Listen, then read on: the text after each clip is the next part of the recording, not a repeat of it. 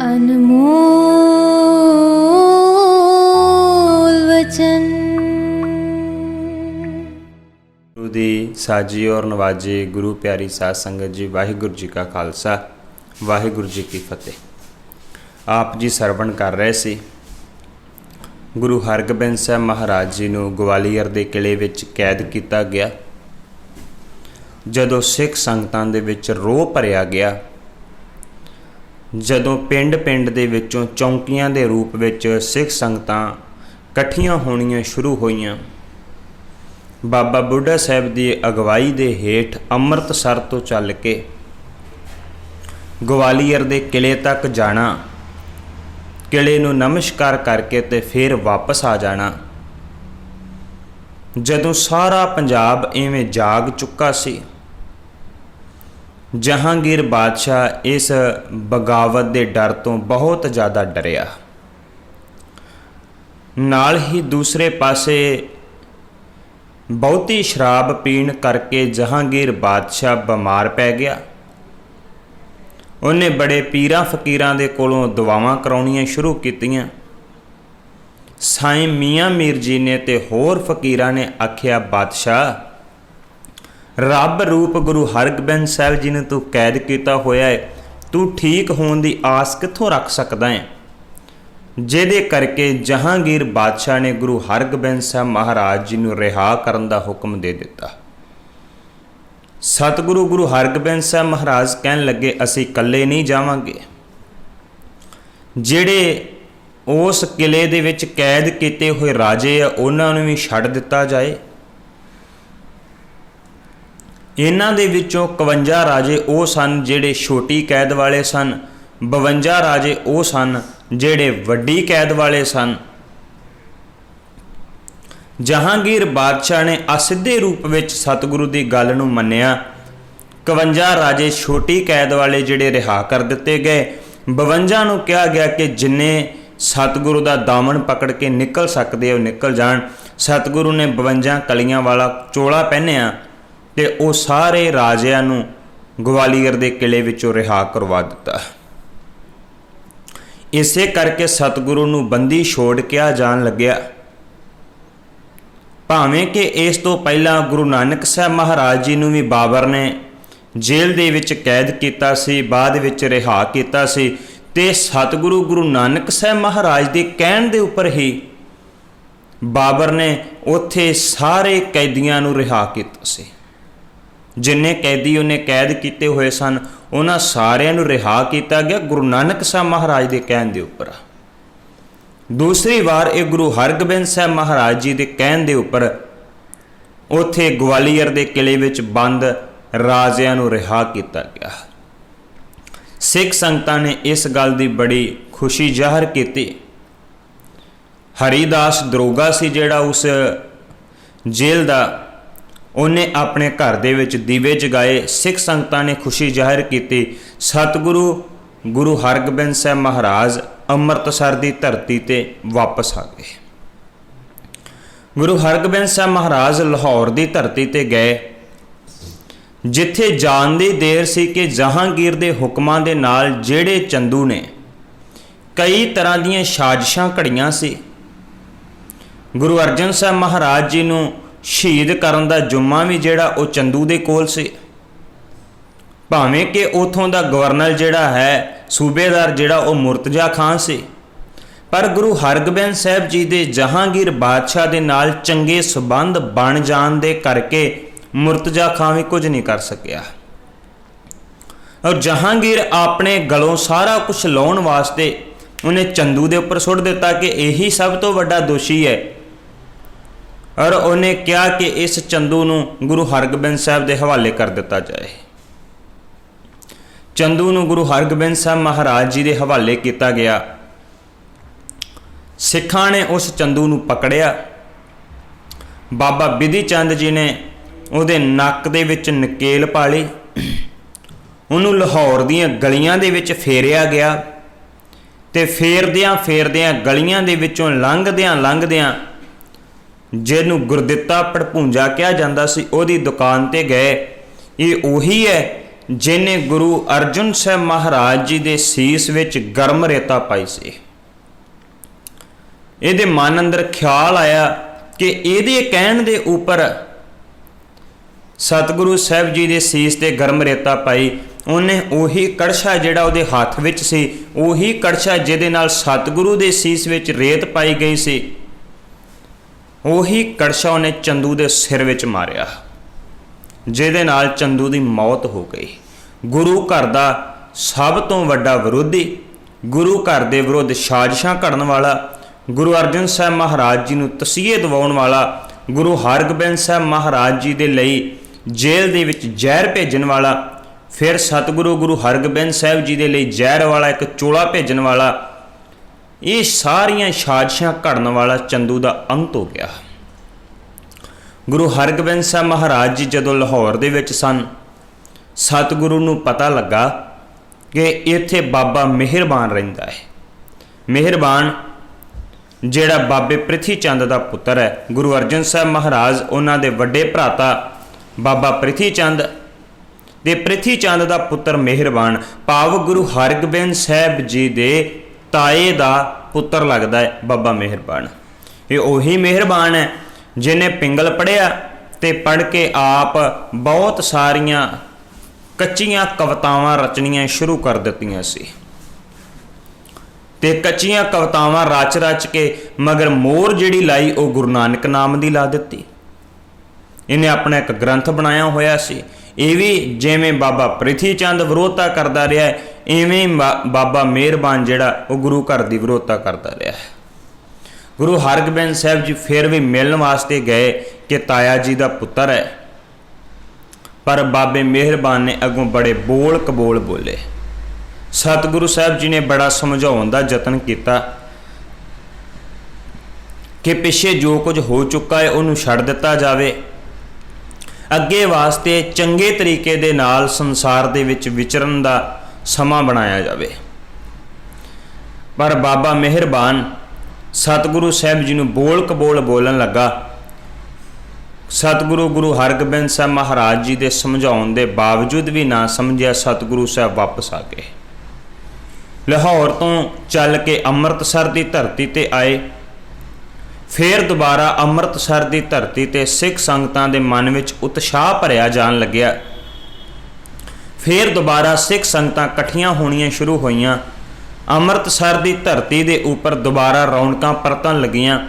ਦੁਬਾਰਾ ਫਿਰ ਸਤਿਗੁਰੂ ਅਕਾਲ ਤਖ਼ਤ ਸਾਹਿਬ ਦੇ ਉੱਪਰ ਬਰਾਜ ਕੇ ਤੇ ਸਤਿਗੁਰੂ ਸਾਹਿਬ ਜੀ ਸਾਹਮਣੇ ਖਲੋ ਕੇ ਸਿੱਖਾਂ ਦੇ ਘੋਲ ਕਰਾਉਂਦੇ, ਕੁਸ਼ਤੀਆਂ ਕਰਾਉਂਦੇ, ਦੌੜਾਂ ਲਵਾਉਂਦੇ। ਇਹ ਸਾਰੀਆਂ ਕਾਰਵਾਈਆਂ ਫਿਰ ਦੁਬਾਰਾ ਅੰਮ੍ਰਿਤਸਰ ਦੀ ਧਰਤੀ ਤੇ ਹੋਣ ਲੱਗੀਆਂ ਤੇ ਸਤਿਗੁਰੂ ਨੇ ਇਸ ਸਮੇਂ ਦੌਰਾਨ ਹੀ ਵੱਖ-ਵੱਖ ਥਾਵਾਂ ਦੇ ਉੱਪਰ ਜਾ ਕੇ ਸਿੱਖੀ ਦਾ ਪ੍ਰਚਾਰ ਵੀ ਕੀਤਾ। ਜਿਵੇਂ ਸਤਿਗੁਰੂ ਸਾਹਿਬ ਕਰਤਾਰਪੁਰ ਸਾਹਿਬ ਗਏ, ਉਹੀ ਕਰਤਾਰਪੁਰ ਸਾਹਿਬ ਜਿਹੜਾ ਗੁਰੂ ਅਰਜਨ ਸਾਹਿਬ ਮਹਾਰਾਜ ਜੀ ਨੇ ਵਸਾਇਆ ਸੀ, ਜਲੰਧਰ ਦੇ ਬਿਲਕੁਲ ਨੇੜੇ। ਤੇ ਇੱਥੇ ਵੱਖ-ਵੱਖ ਪਿੰਡਾਂ ਦੇ ਵਿੱਚ ਜਦੋਂ ਸਤਿਗੁਰੂ ਗਏ, ਕਈ ਮੁਸਲਮਾਨ ਜਰਨੈਲ ਜਿਹੜੇ ਸਨ ਉਹ ਗੁਰੂ ਹਰਗੋਬਿੰਦ ਸਾਹਿਬ ਜੀ ਦੀ ਫੌਜ ਦੇ ਵਿੱਚ ਆਣ ਕੇ ਸ਼ਾਮਲ ਹੋ ਗਏ। ਇਹਨਾਂ ਸ਼ਾਮਲ ਹੋਣ ਵਾਲਿਆਂ ਦੇ ਵਿੱਚ ਹੀ ਇੱਕ ਅਨਾਥ ਬੱਚਾ ਸੀ ਜਿਹਦਾ ਨਾਂ ਪੈਂਦੇ ਖਾਂ ਹੈ। ਸਤਿਗੁਰੂ ਸਾਹਿਬ ਜੀ ਦੀ ਪਾਰਖੂ ਅੱਖ ਨੇ ਪਛਾਣ ਲਿਆ ਸੀ ਕਿ ਇਹ ਬਹੁਤ ਵੱਡਾ ਇੱਕ ਬਹਾਦਰ ਸੂਰਮਾ ਬਣ ਸਕਦਾ ਹੈ, ਔਰ ਸੱਚਮੁੱਚ ਉਹ ਪੈਂਦੇ ਖਾਂ ਬੜਾ ਵੱਡਾ ਬਹਾਦਰ ਸੂਰਮਾ ਬਣਿਆ, ਭਾਵੇਂ ਕਿ ਬਾਅਦ ਵਿੱਚ ਗੁਰੂ ਘਰ ਦਾ ਵਿਰੋਧੀ ਹੋ ਗਿਆ ਤੇ ਸਤਿਗੁਰੂ ਦੇ ਹੱਥੋਂ ਹੀ ਮਾਰਿਆ ਗਿਆ। ਪੈਂਦੇ ਖਾਂ ਵਰਗੇ ਲੋਕ ਵੀ ਗੁਰੂ ਦਰਬਾਰ ਦੇ ਵਿੱਚ ਗੁਰੂ ਦੀ ਫੌਜ ਵਿੱਚ ਸ਼ਾਮਲ ਹੋਏ। ਹੋਰ ਬਹੁਤ ਸਾਰੇ ਜਰਨੈਲ ਜਿਹੜੇ ਸਨ, ਜਿਹੜੇ ਖਾਸ ਕਰਕੇ ਸਰਕਾਰ ਵੱਲੋਂ ਕੱਢੇ ਹੋਏ ਸਨ, ਉਹ ਵੀ ਸਤਿਗੁਰੂ ਸਾਹਿਬ ਜੀ ਦੀ ਫੌਜ ਵਿੱਚ ਹਾਜ਼ਰ ਹੋ ਗਏ। ਇੱਥੋਂ ਚੱਲ ਕੇ ਸਤਿਗੁਰੂ ਗੁਰੂ ਹਰਗੋਬਿੰਦ ਸਾਹਿਬ ਮਹਾਰਾਜ ਭਾਈ ਕੀ ਡਰੌਲੀ ਵਿਖੇ ਗਏ, ਜਿੱਥੇ ਗੁਰੂ ਹਰਗੋਬਿੰਦ ਸਾਹਿਬ ਜੀ ਦਾ ਆਪਣਾ ਸਾਂਢੂ ਸਾਈਂ ਦਾਸ ਰਹਿੰਦਾ ਸੀ। ਮਾਤਾ ਦਮੋਦਰੀ ਜੀ ਦੇ ਭੈਣ ਬੀਬੀ ਰਾਮੋ ਜੀ ਜਿਹੜੇ ਸਾਈਂ ਦਾਸ ਨਾਲ ਵਿਆਹੇ ਹੋਏ ਸਨ, ਇਹ ਭਾਈ ਕੀ ਡਰੌਲੀ ਰਹਿੰਦੇ ਸੀ। ਜਿੱਥੇ ਸਾਈਂ ਦਾਸ ਸਤਿਗੁਰੂ ਸਾਹਿਬ ਜੀ ਦਾ ਸਾਂਢੂ ਸੀ, ਉੱਥੇ ਸਤਿਗੁਰੂ ਦਾ ਸਿੱਖ ਵੀ ਸੀ, और बड़ा प्यार वाला सिख सी, श्रद्धालु सी। सतगुरु साहब भाई की डरौली रहिंदे गुरु का दरबार लगदा, सिख संगतां नमस्कार करदियां। इन्हां समयां दे दौरान पंजाब दे विच सखी सरवरां दा बड़ा जोर सी। भावें कि 5 गुरु साहिबान दे प्रचार दे नाल बहुतांत रूप विच सखी सरवरीए जिहड़े सिख बन गए सन, पर किते अजे भी बहुत वड्डी गिनती विच सखी सरवरीए सन। गुरु हरगोबिंद साहब महाराज जी का एक प्यारा सिख है जिहदा नाम भाई अकाल है। भाई अकाल उन्हें अपनी बेटी का रिश्ता किया ते उहदा रिश्ता किया गया साधु दे नाल जिहड़ा चौधरी सद्दे का पुत्र है। जदों चौधरी सद्दे दे पुत्र साधु दे नाल भाई अकाल जिहड़ा गुरु का सिख है उहदा रिश्ता होया ते उस वक्त पता नहीं लग सकिया कि ये गुरु का सिख है जां सखी सरवरां दा पुजारी है। उस वक्त चौधरी सद्दा ते उहदा पुत्र भाई साधु जिहड़ा उस सखी सरवरां नूं मनण वाला सी। जदों विआह दा समां नेड़े आ गया उस वक्त किसी नूं भाई अकाल नूं किसी ने दसिया, भाई अकाल जेड़े घर विच तेरी रिश्तेदारी बनी है, जिथे तेरी पुत्री का विआह होना है, तू गुरु का सिख है, वो सखी सरवरां नूं मनण वाले है। पर हुण की करे भाई अकाल, रिश्ता हो चुका, विआह का समा नेड़े आ गया। उस गुरु के सिख दी पुत्री ने गुरु हरगोबिंद साहब महाराज जी के चरनां दे विच अरदास की, सतगुरु तुसीं अपनी सिੱਖੀ मैनू बख्शिश की है, मेरा पिता तुहाडा सिख है, मैं तुहाडी सिख हाँ, पर जिहदे लड़ लगन लगी वो सखी सरवरां नूं मनण वाला, तुसीं आप किरपा करो। सतगुरु मेरे उत्थे जाण तो पहला किसी तरीके नाल उहनूं गुरु का सिख बना दिओ।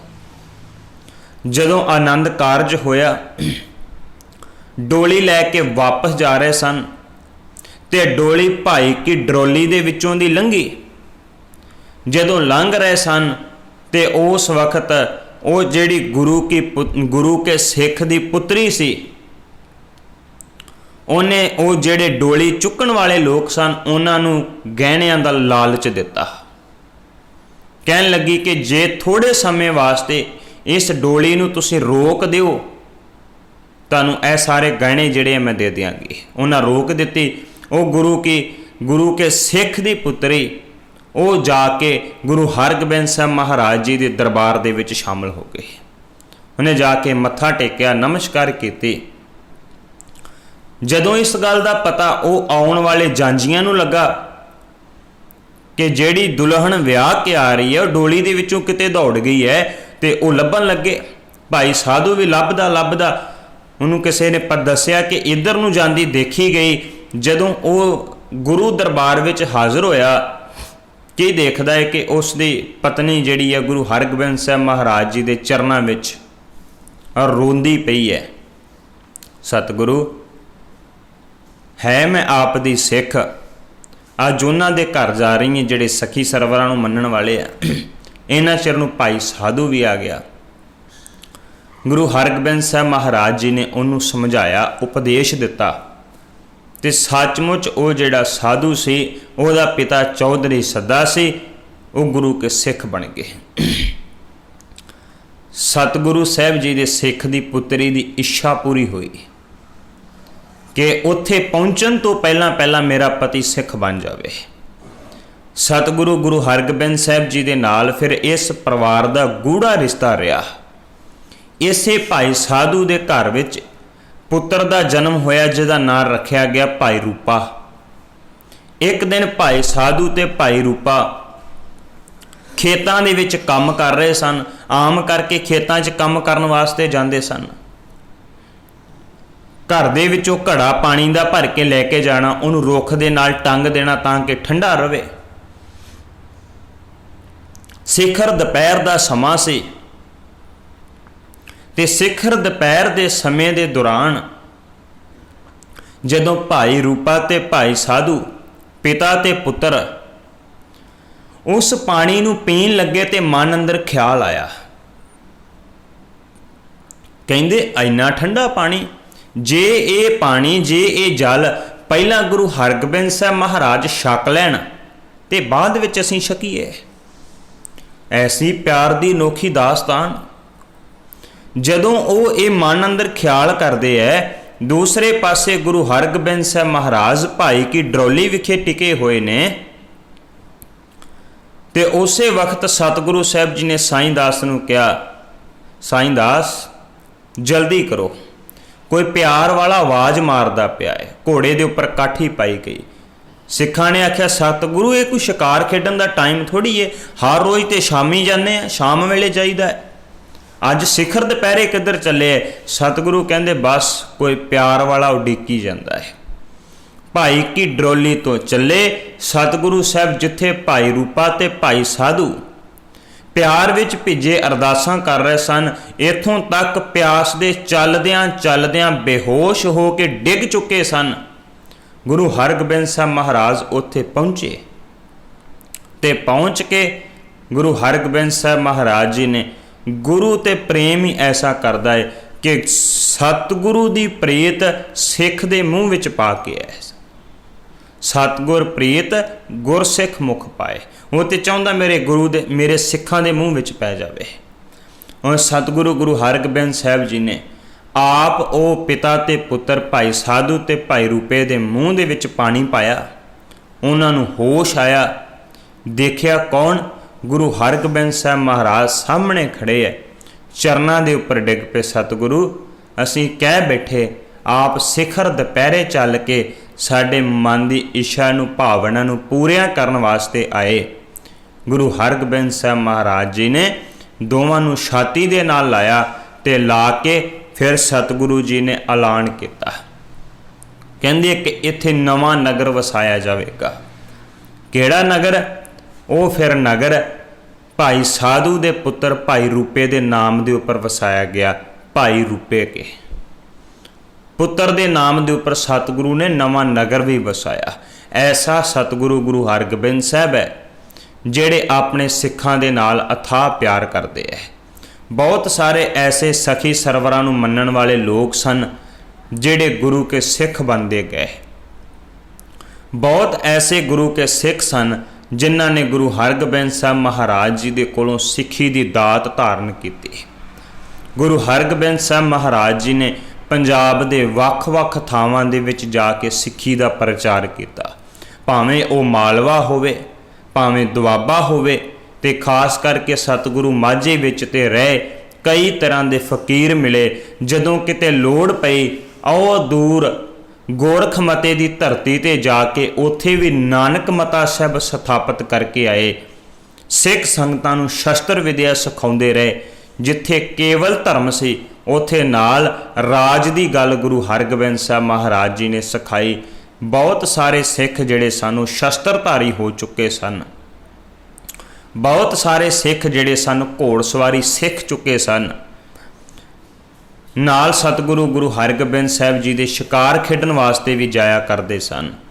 ਗੁਰੂ ਹਰਗੋਬਿੰਦ ਸਾਹਿਬ ਮਹਾਰਾਜ ਜੀ ਨੇ, ਮੰਨ ਲਓ ਇਹ ਜਿਹੜੇ ਦਬੜੇ ਕੁਚੜੇ ਲੋਕ ਸਨ ਜਿਨ੍ਹਾਂ ਨੇ ਕਦੇ ਆਪਣੇ ਹੱਥਾਂ 'ਚ ਸ਼ਸਤਰ ਨਹੀਂ ਸੀ ਪਕੜੇ, ਉਹਨਾਂ ਦੇ ਹੱਥਾਂ ਵਿੱਚ ਸ਼ਸਤਰ ਪਕੜਾ ਦਿੱਤੇ ਤੇ ਸਤਿਗੁਰੂ ਨੇ 4 ਜੰਗਾਂ ਲੜੀਆਂ ਤੇ ਜੰਗਾਂ ਦੇ ਵਿੱਚ ਫਤਿਹ ਪ੍ਰਾਪਤ ਕੀਤੀ, ਜਿੱਤ ਪ੍ਰਾਪਤ ਕੀਤੀ। ਕਾਰਨ ਜਿਹੜੇ ਕਦੇ ਬੋਲ ਨਹੀਂ ਸੀ ਸਕਦੇ, ਜਿਹੜੇ ਉੱਚਾ ਸਾਹ ਨਹੀਂ ਸੀ ਲੈ ਸਕਦੇ, ਉਹਨਾਂ ਨੇ ਏਸ਼ੀਆ ਦੀ ਸਭ ਤੋਂ ਵੱਡੀ ਹਕੂਮਤ ਮੁਗਲਾਂ ਨੂੰ ਭਾਜੜ ਪਾ ਕੇ ਰੱਖ ਦਿੱਤੀ। ਇਹ ਗੁਰੂ ਨਾਨਕ ਸਾਹਿਬ ਮਹਾਰਾਜ ਜੀ ਦੇ ਘਰ ਦਾ ਅਨੋਖਾ ਕਾਰਨਾਮਾ ਸੀ। ਗੁਰੂ ਹਰਗੋਬਿੰਦ ਸਾਹਿਬ ਮਹਾਰਾਜ ਜੀ ਨੂੰ ਇਸੇ ਕਰਕੇ ਆਪਾਂ ਮੀਰੀ ਪੀਰੀ ਦੇ ਮਾਲਕ ਦੇ ਰੂਪ ਵਿੱਚ ਯਾਦ ਕਰਦੇ ਹਾਂ। ਇਸੇ ਕਰਕੇ ਸਤਿਗੁਰੂ ਨੂੰ ਬੰਦੀ ਛੋੜ ਦੇ ਰੂਪ ਵਿੱਚ ਯਾਦ ਕਰਦੇ ਹਾਂ। ਔਰ ਸਤਿਗੁਰੂ ਗੁਰੂ ਹਰਗੋਬਿੰਦ ਸਾਹਿਬ ਮਹਾਰਾਜ ਜੀ ਘੋੜੇ ਦੇ ਉੱਪਰ ਸਵਾਰੀ ਕਰਦੇ ਹੋਏ ਸ਼ਾਹੀ ਠਾਠ ਬਾਠ ਦੇ ਵਿੱਚ ਵਿਚਰਦਿਆਂ ਸਿੱਖ ਸੰਗਤਾਂ ਨੂੰ ਪਾਵਨ ਪਵਿੱਤਰ ਉਪਦੇਸ਼ ਦ੍ਰਿੜ ਕਰਵਾਉਂਦੇ ਰਹੇ। ਜਿਵੇਂ ਸਤਿਗੁਰੂ ਨੇ ਭਾਈ ਸਾਧੂ ਤੇ ਭਾਈ ਰੂਪੇ ਦੇ ਮਨ ਦੀ ਇੱਛਾ ਨੂੰ ਪੂਰਿਆਂ ਕਰਕੇ ਸਤਿਗੁਰੂ ਜੀ ਨੇ ਉਹਨਾਂ ਨੂੰ ਪਿਆਰ ਦੇ ਵਿੱਚ ਭਿੱਜ ਕੇ ਗੱਲ ਨਾਲ ਲਾਇਆ। ਆਪਾਂ ਵੀ ਗੁਰੂ ਨੂੰ ਕਹਿ ਸਕੀਏ, ਸਤਿਗੁਰੂ ਐਸੀ ਭਾਵਨਾ, ਐਸਾ ਪਿਆਰ ਸਾਡੇ ਮਨ ਅੰਦਰ ਵੀ ਪੈਦਾ ਹੋ ਜਾਵੇ। ਇੰਨੀਆਂ ਬੇਨਤੀਆਂ ਪ੍ਰਵਾਨ, ਭੁੱਲ ਚੁੱਕ ਦੀ ਖਿਮਾ, ਅੱਗੇ ਵਾਸਤੇ ਸਮੱਤ ਬਖਸ਼ਣੀ। ਵਾਹਿਗੁਰੂ ਜੀ ਕਾ ਖਾਲਸਾ, ਵਾਹਿਗੁਰੂ ਜੀ ਕੀ ਫਤਿਹ। ਅਨਮੋਲ